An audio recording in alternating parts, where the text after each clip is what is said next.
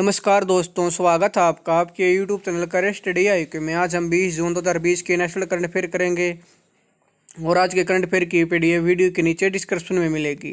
हमारा आज का पहला प्रश्न है, हाल ही में महासागर के सबसे गहरे बिंदु मरियाना ट्रेंच तक पहुंचने वाली पहली महिला कौन बन गई हैं? हमारे ऑप्शन है Anmol Narang, Anil Baluri, Catherine D Sullivan, उपरोक्त सभी।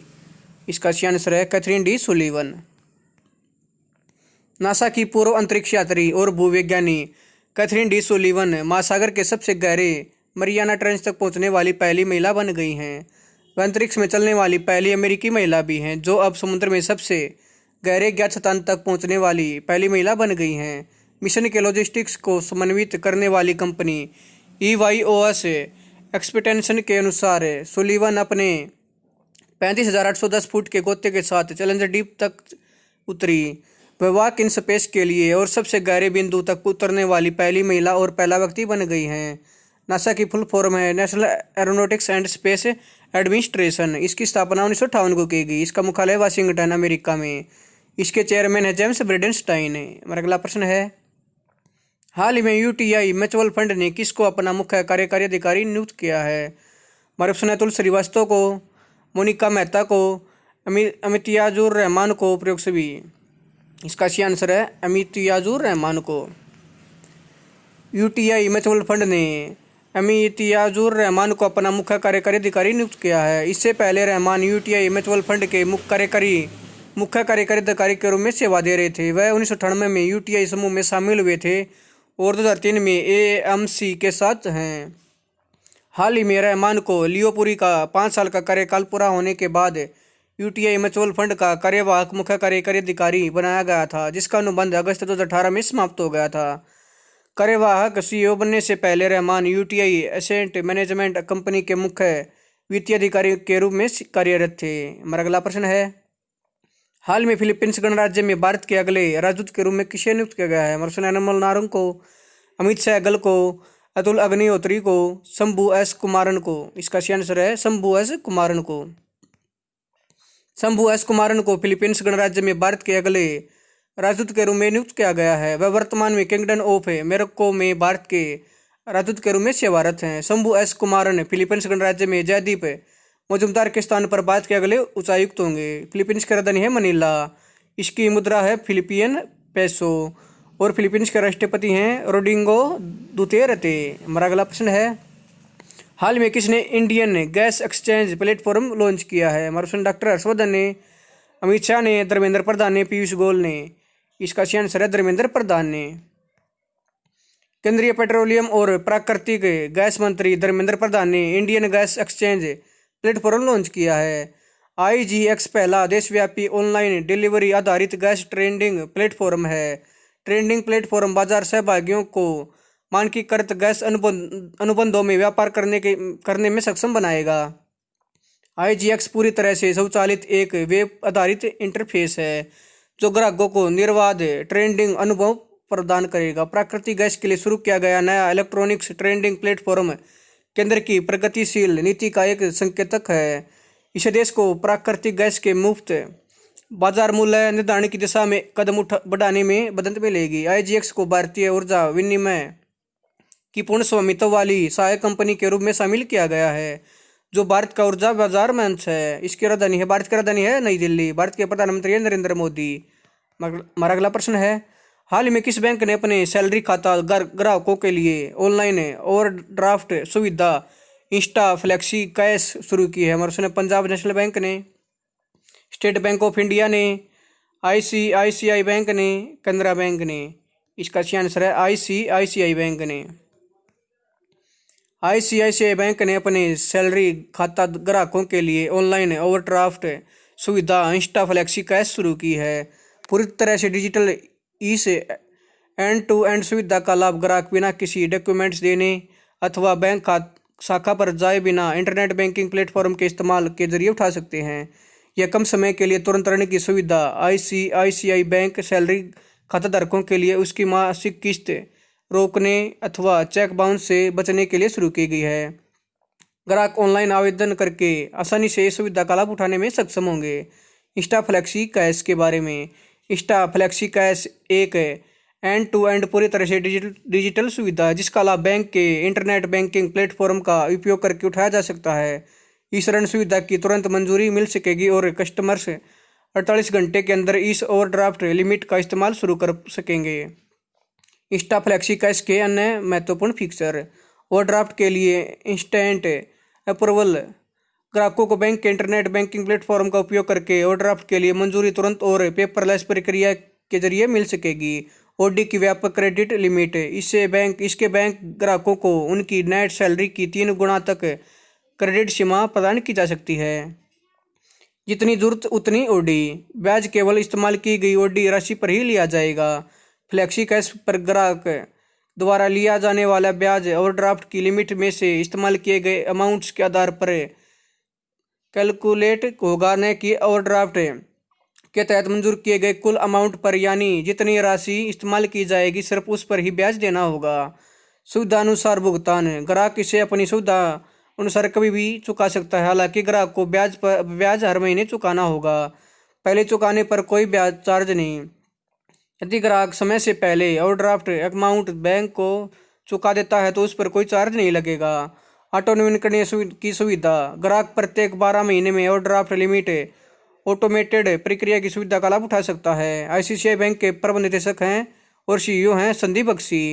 गैर कार्यकारी आईसीआईसीआई बैंक के अध्यक्ष हैं गिरीश चंद्र चतुर्वेदी।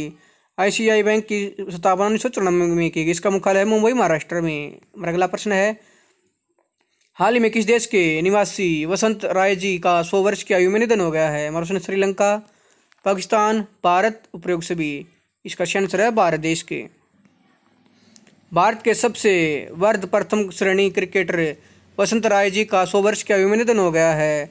वह दाएं हाथ के बल्लेबाज थे और 1940 के दशक में 9 प्रथम श्रेणी के मैच खेले और 277 रन बनाए। उन्होंने 1941 में बॉम्बे के लिए अपनी पहली अपीयरेंस विजय मर्चेंट के तहत पश्चिमी प्रांतों के खिलाफ नागपुर में बनाई।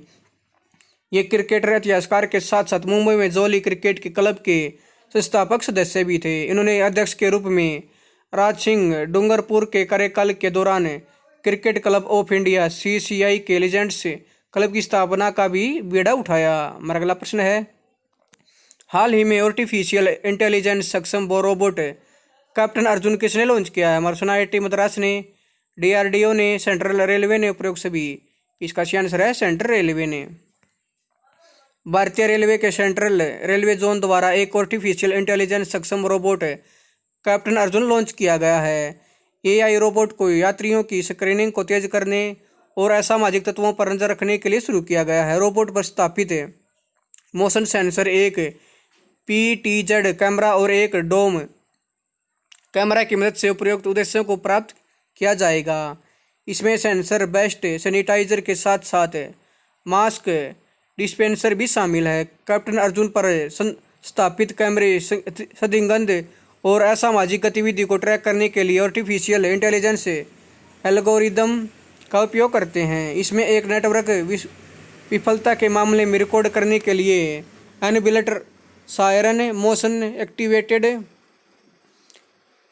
स्पॉटलाइट के साथ साथ इनबिल्ट इंटरनल स्टोरेज भी शामिल है। रोबोट यात्रियों की थर्मल स्क्रीनिंग का काम करता है और एक डिजिटल डिस्प्ले पैनल में तापमान को पकड़ता है। यह एक असामान्य स्वचालित अलार्म भी लगाता है जो संदर्भ रेंज की तुलना में उच्च तापमान का संकेत देता है। इसलिए कप्तान अर्जुन स्क्रीनिंग के दौरान यात्रियों को पर्याप्त सुरक्षा कवच प्रदान करेगा और रेलवे परिसर में सुरक्षा भी सुनिश्चित करेगा। भारत के रेल मंत्री हैं पीयूष गोयल। भारत की राजधानी है नई दिल्ली। भारत के प्रधानमंत्री हैं नरेंद्र मोदी। मेरा अगला प्रश्न है, हाल ही में घर घर निगरानी मोबाइल एप्लीकेशन किसने लॉन्च की है? हमारा प्रश्न है हरियाणा सरकार ने, उत्तर प्रदेश सरकार ने, पंजाब सरकार ने, उपयोग से भी। इसका आंसर है पंजाब सरकार ने। पंजाब राज्य में कोविड-19 के समुदाय प्रसार की जांच करने के लिए पंजाब सरकार द्वारा घर घर निगरानी मोबाइल एप्लीकेशन लॉन्च किया गया है। इस पहल के तहत राज्य में घर घर निगरानी का कार्य करेगा। पंजाब की पूरी ग्रामीण और शहरी आबादी को 30 वर्ष से अधिक आयु के लोगों को कवर करेगा। यह 30 वर्ष से कम आयु के व्यक्तियों को भी रुग्णता और इन्फ्लुएंजा जैसी बीमारी, गंभीर बीमारी, श्वसन संबंधी बीमारी से कोविड-19 महामारी के उन्मूलन तक को कवर करेगा। स्वास्थ्य विभाग द्वारा इन हाउस विकसित और डिजाइन किया गया मोबाइल एप्लीकेशन घर घर निगरानी है। इसके समुदाय को फैलने से रोकने के लिए नावेल कोरोना वायरस के शुरुआती परीक्षण के साथ साथ लोगों के परीक्षण के लिए एक उपकरण के रूप में कार्य करेगा। पंजाब के मुख्यमंत्री हैं अमरिंदर सिंह, पंजाब के राज्यपाल हैं वीपी सिंह बदनौर और पंजाब की राजधानी है चंडीगढ़। हमारा अगला प्रश्न है, हाल ही में national health care supply chain portal किसने लॉन्च किया? हमारे सुने डीआरडीओ ने, डब्ल्यूएचओ ने, सीएसआईआर ने, आईसीएमआर ने। इसका सही आंसर है सीएसआईआर ने। सीएसआईआर ने national health care supply chain portal launch किया है जिसे आरोग्य पथ नाम दिया गया है। आरोग्य पथ एक सूचना मंच है जिसे सीएसआईआर द्वारा सर्वोदय इन्फोटेक और संस्थागत उपयोगकर्ताओं और स्वास्थ्य देखभाल अनिवार्य उपकरणों के निर्माता अधिकृत आपूर्तिकर्ताओं के साथ साझेदारी में विकसित किया गया है। पोर्टल को एक मार्ग प्रदान करने की दृष्टि से शुरू किया गया है जो आरोग्यता की ओर ले जाता है। आरोग्य पथ पोर्टल प्रमुख स्वास्थ्य संबंधी सामानों की एकल बिंदु उपलब्धता सुनिश्चित करेगा जो ग्राहकों को अच्छी गुणवत्ता वाले उत्पादों की पहचान करने के लिए समय लेने वाली प्रक्रियाओं, नवीनतम उत्पाद लॉन्चों के बारे में जागरूकता की कमी, सीमित आपूर्तिकर्ताओं पर निर्भरता आदि जैसे विभिन्न मुद्दों के समाधान में ग्राहकों के लिए सहायक होगा। यह प्लेटफॉर्म निर्माताओं और आपूर्तिकर्ताओं को उनके संभावित मांग केंद्रों के बीच संपर्क में अंतराल को कम करके कुशलतापूर्वक ग्राहकों के व्यापक नेटवर्क तक पहुंचाने के लिए काम करेगा। सीएसआईआर की फुल फॉर्म है council of scientific industrial research. इसका मुख्यालय है नई दिल्ली में। इसकी स्थापना 26 सितंबर 1942 को की। इसके अध्यक्ष हैं नरेंद्र मोदी और इसके उपाध्यक्ष हैं डॉक्टर हर्षवर्धन। इसके महानिदेशक हैं डॉक्टर शेखर सी मांडे। हमारा अगला प्रश्न है, हाल ही में international day of family remittance कब बनाया गया है? और उसने 16 जून को, 17 जून को, 18 जून को प्रयोग सभी। इसका सही आंसर है 16 जून को। हर साल 16 जून को international day of family remittance यानी पारिवारिक प्रक्षेपण का अंतर्राष्ट्रीय दिवस मनाया जाता है। यह दिन दुनिया भर में अपने लगभग 800 मिलियन पारिवारिक सदस्यों के जीवन को बेहतर बनाने के लिए 200 मिलियन से अधिक प्रवासियों द्वारा दिए गए योगदान को चयनित करने के लिए बनाया जाता है।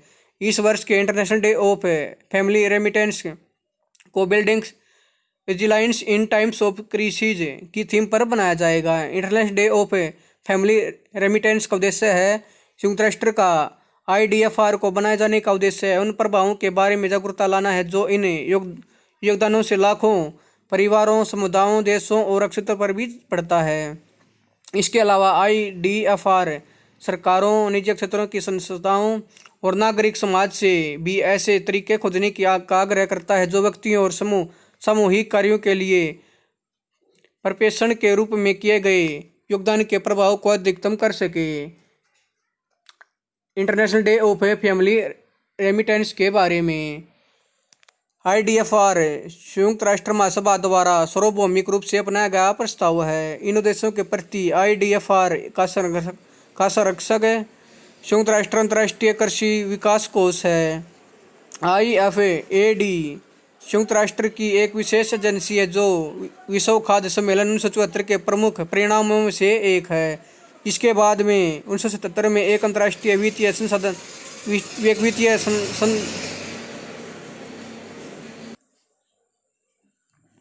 एक वित्तीय संस्थान के रूप में स्थापित किया गया था। हमारा अगला प्रश्न है, हाल ही में पूर्वी नौसेना कमान के प्रमुख के रूप में किसे नियुक्त किया गया? हमारे सुशांत कुमार को, RD मौर्य को, विश्वजीत दासगुप्ता को, शिवेंद्र बख्शी को। इसका सही आंसर है विश्वजीत दासगुप्ता को। Vice admiral Vishwajit Dasgupta AVSM YSM को ईस्टर्न नेवल कमांड से विशाखापत्तनम के प्रमुख के रूप में नियुक्त किया गया है। निवर्तमान chief of staff vice admiral SN गोरमडे को नई दिल्ली स्थित एकीकृत मुख्यालय में नियंत्रक कार्मिक सेवा में स्थानांतरित कर दिया गया है। राष्ट्रीय रक्षा अकादमी NDA के पूर्व छात्र विश्वजीत दासगुप्ता 1985 में भारतीय नौसेना में कमीशन में किए गए थे। उन्होंने नेविगेशन और डायरेक्शन की अपनी विशेषता हासिल की है। हमारा अगला प्रश्न है, हाल ही में मैट प्रे का निधन हुआ है वे कौन थे? हमारे इतिहासकार, क्रिकेटर, पत्रकार, लेखक। इसका सही आंसर है क्रिकेटर। न्यूजीलैंड के पूर्व टेस्ट क्रिकेटर हैं मैट पूरे का निधन 90 वर्ष की आयु में हो गया है। उन्होंने 1953 से 1956 के बीच न्यूजीलैंड के लिए 14 टेस्ट में 355 रन बनाए और 9 विकेट लिए थे। इसके अलावा उन्होंने कैंटरबरी के लिए 61 टेस्ट मैच खेले जिसमें कुल 2336 रन बनाए और 68 विकेट हासिल किए। न्यूजीलैंड की राजधानी है वेलिंगटन और न्यूजीलैंड के प्रधानमंत्री हैं जसिंडा आर्डर्न। दोस्तों अगर आपको वीडियो पसंद आए तो मेरे यूट्यूब चैनल क्रिस्ट डे को लाइक करें, शेयर करें, सब्सक्राइब करें और इसके बेल आइकन को दबा दें ताकि आने वाली वीडियो का नोटिफिकेशन आपको टाइम पे मिलता रहे। धन्यवाद दोस्तों।